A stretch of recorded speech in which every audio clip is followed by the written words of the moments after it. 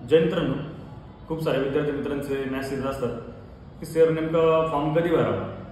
हे बघा मित्रांनो, खूप सारे विद्यार्थी मित्र ह्याच गोंधळामध्ये फॉर्म कधी भरावा, फॉर्म कुठे भरावा किंवा कुठल्या जिल्ह्याला फॉर्म भरला पाहिजे या व्हिडिओमधून मी तुम्हाला सगळ्या प्रश्नांची उत्तर देणार आहे। सगळ्यात महत्त्वाचं म्हणजे फॉर्म कधी भरावा।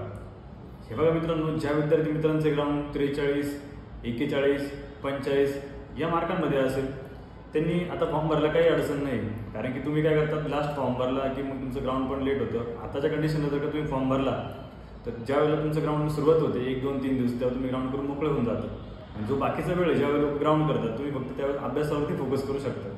त्यामुळे यांचे ग्राउंड तुम्हाला माहिती आहे, आपण कधी गेलो तर तेवढं ग्राउंड टाकतो, त्यामुळे तुम्ही फॉर्म भरून टाका। त्यानंतर सगळ्यात मोठा प्रश्न असा आहे की फॉर्म भरायचा कुठे।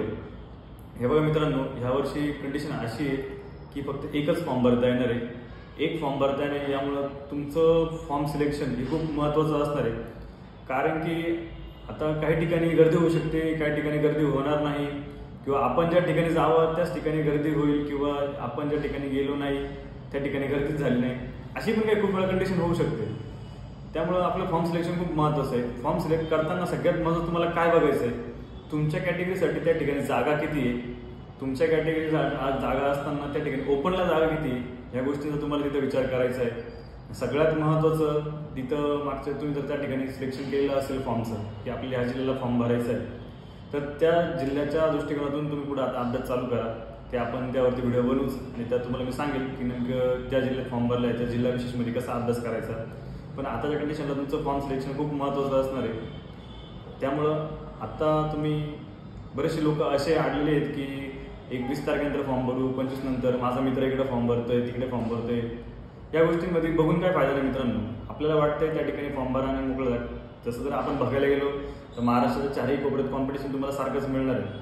फक्त एका जागेसाठी इकडे जर का 50 अर्ज आलेले असतील, एका जागेसाठी इकडे 20 अर्ज आले असतील, पण हे 20 अर्ज जर एका जागेसाठी आलेले हे मात्र क्वालिटीचं कॉम्पिटिशन असणार आहे। इकडे 50 अर्ज आलेले त्याच्यामध्ये बाकी काही नवीन मुलं असतील, काही फर्स्ट अटेम्प्टवाले असतील, काही फक्त ट्राय करू बघू असे पण मुलं असतील।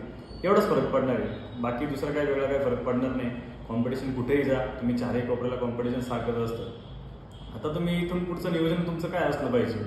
सगळ्यात महत्त्वाचं तुमच्या आता हा जो वेळ आहे मित्रांनो, हा शांततेचा काळ आहे। इथे तुम्ही फॉर्म फिलअप करून आपला अभ्यास असेल, ग्राउंड असेल, या गोष्टींकडे लक्ष द्या। मोस्ट ऑफ विद्यार्थी मित्र काय करतायत, त्याच गोंधळात आहे, कुठं फॉर्म भरू, कुठं फॉर्म भरू। त्यानंतर तुमचा एक गोंधळ असेल की किती वेळा ग्राउंड केलं पाहिजे।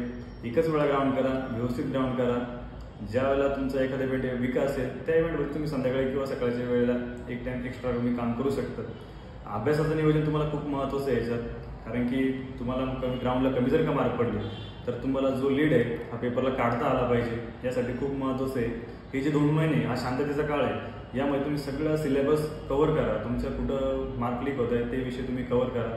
त्यानंतर सगळ्यात महत्त्वाचं ज्या प्रिव्हियस इयर क्वेश्चन पेपर आहे 18 पासून 16, 17 पासून त्या सगळं तुम्ही व्यवस्थित त्याचं वाचन करा।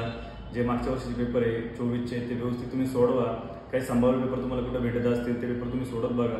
रोज एक पेपर तुम्ही टाइम लावून किंवा एक पेपर तरी सोडवला पाहिजे, म्हणजे तुम्हाला जे प्रेशर हँडल करायची एक सवय लागते। 90 मिनिटात जे आपल्याला भरतीला पेपर द्यायचा असतो ते प्रेशर हँडल करायची सवय लागते। एकंदरीत ज्यावेळेला आपण भरतीला जातो त्यावेळेस आपलं एक प्रेशर क्रिएट होत नसतं, म्हणून एक तुम्ही पेपर रोज, किमान माझं तरी पर्सनली मत आहे, एक पेपर तुम्ही रोज सोडवा आणि बाकीचे जुने पेपर तुम्ही रिडिंग केले तरी काही अडचण नाही। त्यासोबत चालू घडामोडी आत्तापासून अपडेट राहा, म्हणजे तुम्हाला एकत्रित परीक्षेच्या वेळेला जास्त चालू घडामोडीवरती वर्क करायची गरज पडत नाही। बाकी मी तुम्हाला कुठल्या विषयावरती व्हिडिओ हवा असेल तुम्ही मला कमेंट करा, आपल्या चॅनलला सबस्क्राईब करा, लाईक करा। जय हिंद।